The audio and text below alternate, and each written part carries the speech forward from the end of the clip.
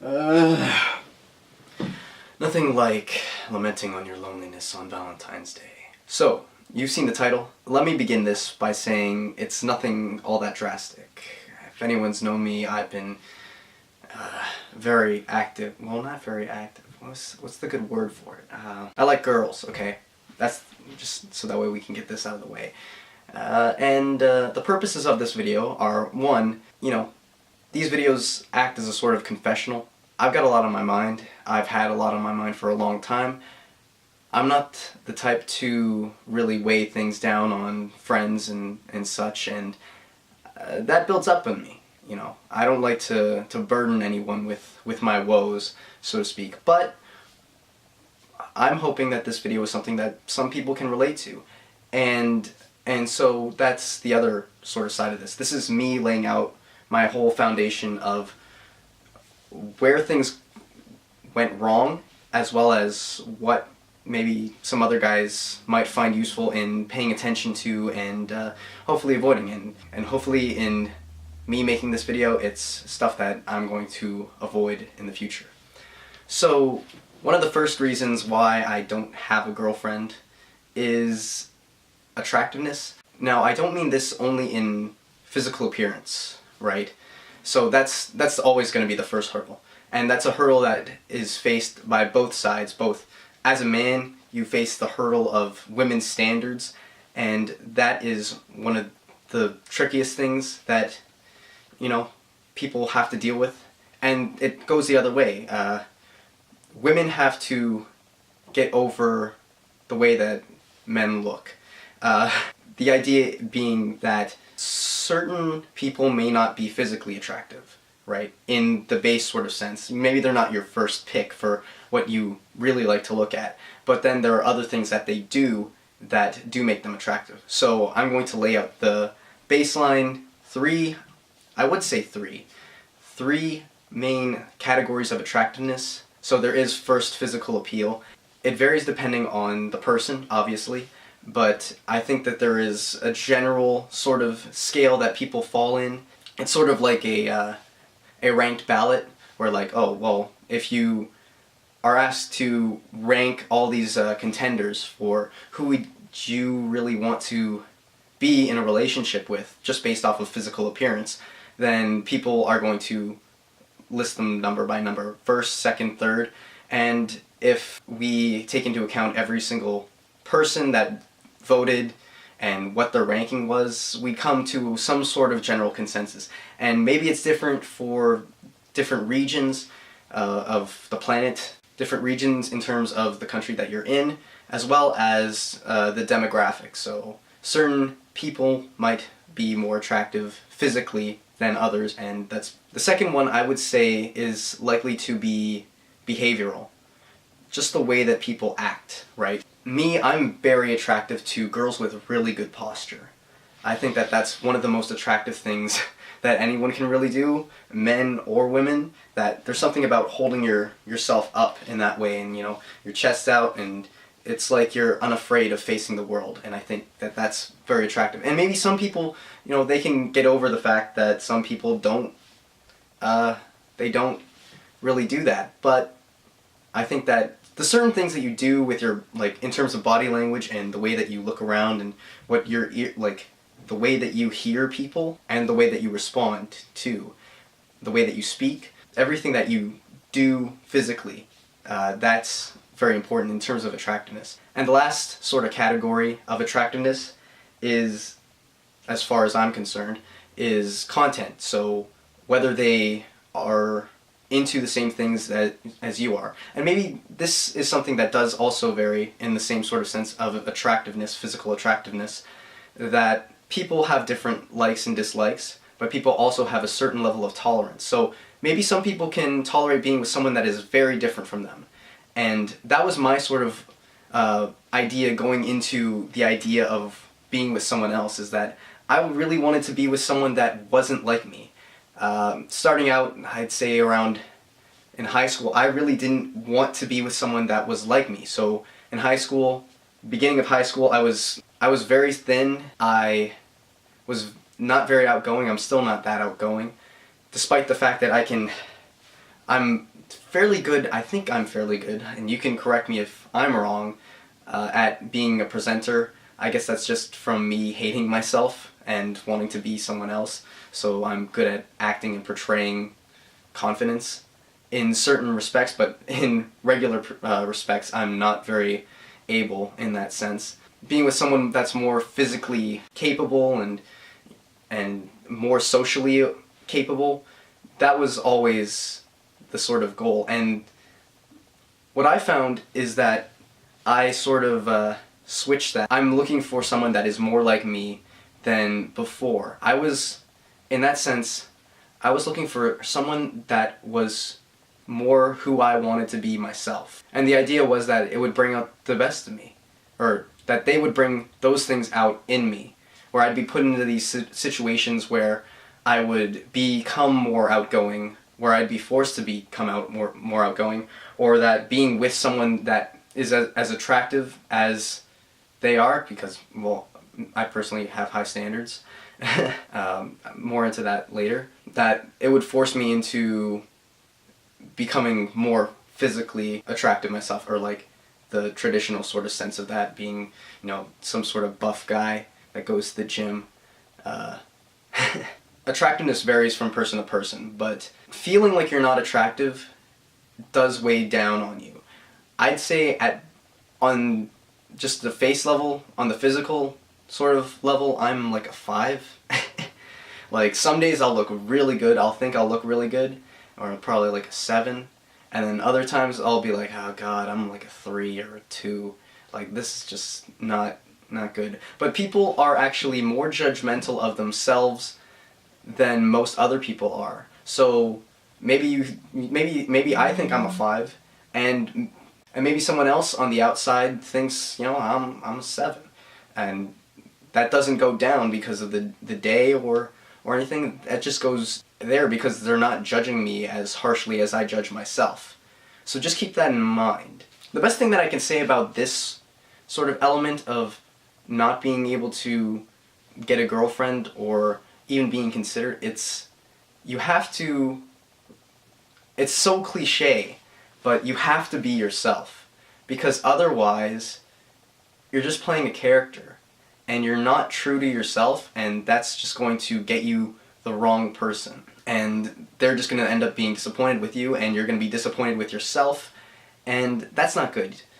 So from there, I want to say that you should probably work on yourself. Working on yourself is probably the best thing that you can do for yourself. Figure out who you want to be as a person, as a whole, and then work towards becoming something like that. And you should do this without the idea of being wanted by women or whatever, group you want to be wanted by. Because you need to actually, because as the cliche goes, you need to love yourself for other people to love you. And I think that being content with who you are is the main thing that will get people to be attracted to you.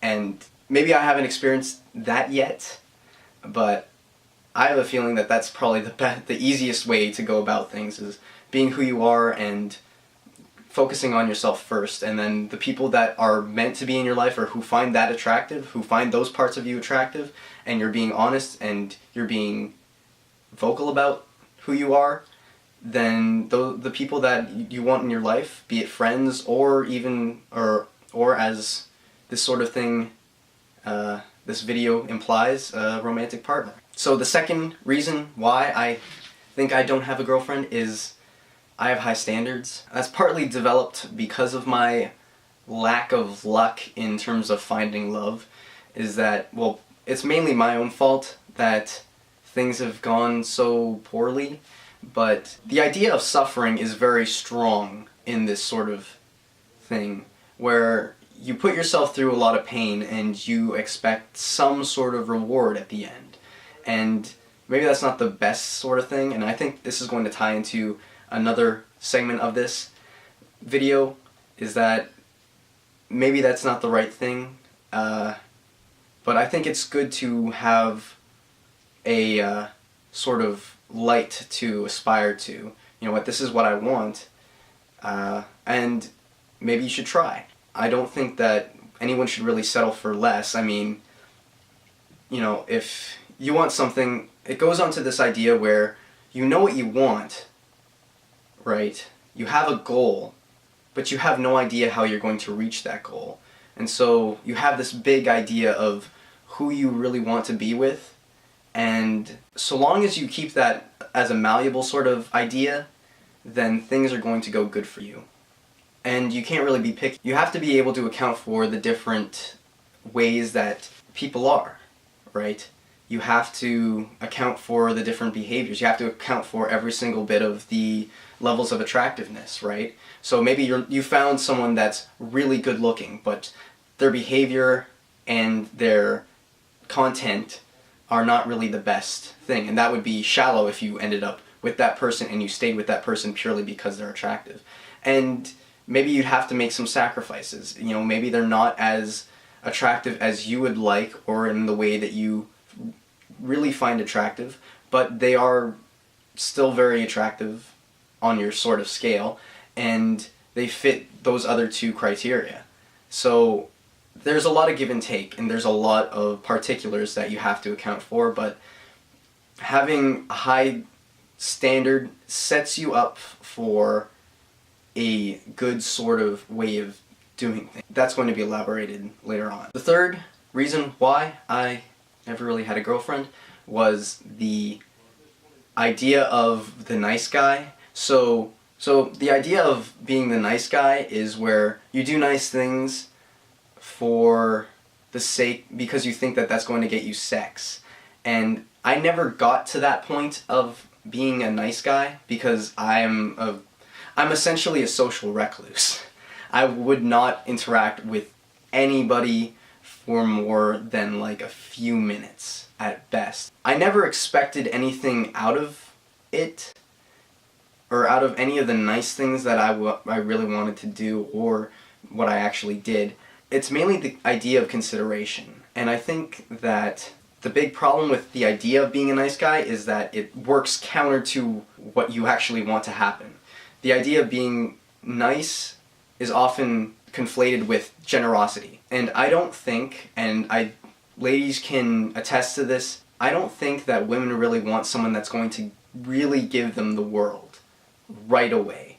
They want that push and pull in that first part of the relationship. They want to be teased, and that's the other thing where the confidence and the teasing that tends to happen with the beginnings of relationships, that often gets conflated with being a jerk and being an asshole. And maybe it works for some guys, and maybe that's based on their attractiveness on the physical side of things, but that can really ruin a lot of guys' chances at finding a girlfriend, because they can't really work on the whole being nice but also being a bit of a tease, and there's that fine balance, and I still think that I need to work on that sort of thing. And it's not something that you really have to be conscious of. It's not something that you should be really thinking about.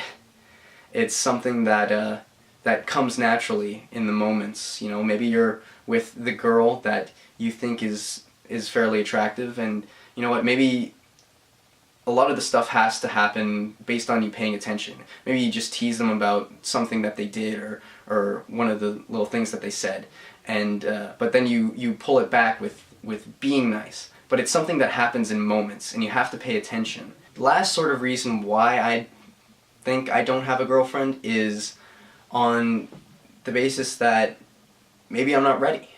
And there's that thing that's hanging on the back of my head where it's like, well, you know, I have a lot of issues and I haven't really dealt with them. I've been getting better at dealing with my issues, and those issues are going to become apparent in future videos.